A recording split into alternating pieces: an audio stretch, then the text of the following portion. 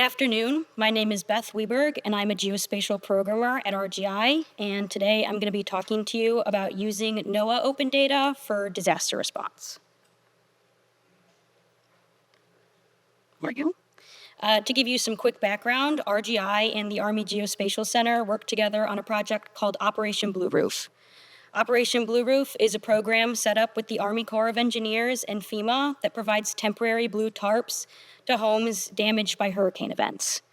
The Army Geospatial Center requested RGI's assistance to use AI and ML to develop models that find where damage has occurred and detect damage to roofs using NOAA aerial imagery, with the hopes of being able to determine which neighborhoods need the most help and to prioritize resources. NOAA provides timely and open satellite imagery data after natural disasters. They actually have an emergency response imagery library that contains imagery from all major U.S. storms since Hurricane Isabel in 2003. They post imagery as soon as a day after a hurricane passes, allowing for rapid response.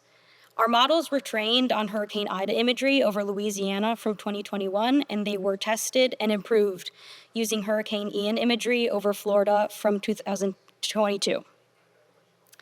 Accessibility of this data is critical for rapid and efficient disaster response. The Blue Roof Project was able to use this imagery from Hurricane Ida to train 2 models, both with over a 90% success rate at detecting and identifying damage from a hurricane.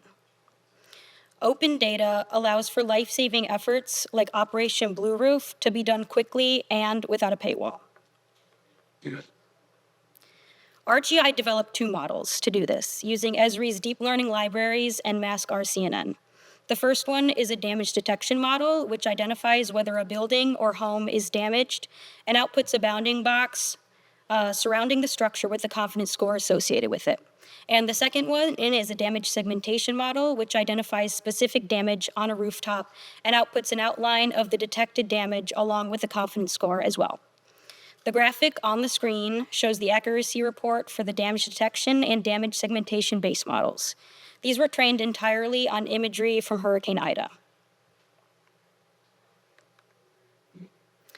Coincidentally, after training our model off of Hurricane Ida imagery, Hurricane Ian hit Florida. Hurricane Ian was one of the most damaging hurricanes in recent years, and it caused 160 fatalities and $113 billion in damages.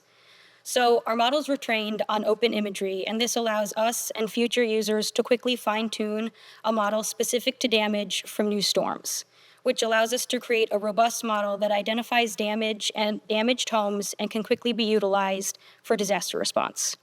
So we conducted a case study over Cape Coral, Florida, that's the graphic on the screen, because of the damage that it endured during the storm. We wanted to see how accurate our models were at a larger scale. And so we ran our model on Hurricane Ida imagery over this area due to the nature of the damage. Our model returned 60,000 results in the region, and of that, 23,000 were detected as damaged.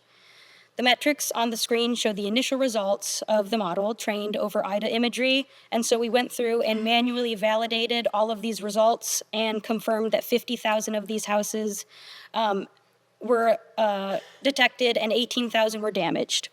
We then fine-tuned a model with a subset of these results to achieve the metrics of the final model. Open data is critical for researchers and developers to produce products like the model we used in Blue Roof. And NOAA's efforts in rapidly releasing this data and providing a back catalog is incredibly valuable in providing timely disaster response. And as other disasters increase, such as wildfires, additional models can be developed with no friction in obtaining the data. The imagery catalog actually has imagery from the most recent wildfire in Maui, and in future cases like this, our models could be used as base models for them, saving enormous amounts of labor in generating training data. Again, my name is Beth Wiberg. Here's my contact information if you have any questions, or you can find me afterwards.